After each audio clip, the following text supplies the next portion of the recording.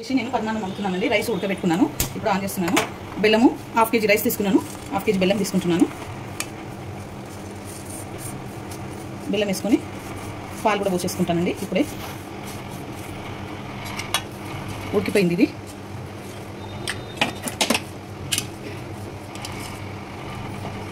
బాగా కలుపుకోవాలి.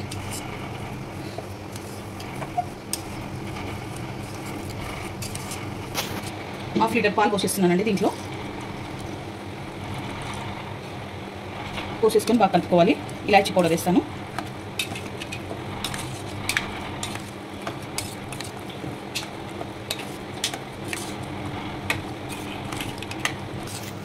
కలుపుకోవాలి ఇలా బాగా.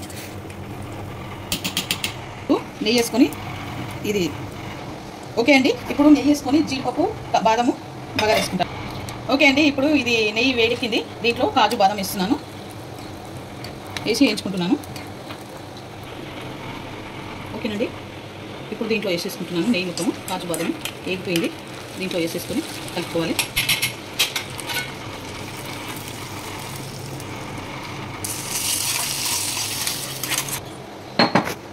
పౌడర్ వేస్తున్నానండి. వేసుకొని బాగా కలుపుకొని ఇక దించేయడం అయిపోయింది. పరమాన్నం రెడీ అయిపోయింది. ఓకే అండి. ఈ వీడియో కనుక నచ్చితే లైక్ చేయండి, షేర్ చేయండి, కామెంట్ చేయండి, సబ్స్క్రైబ్ చేయండి. చాలా బాగుంటుంది. మీరు కూడా ట్రై చేయండి.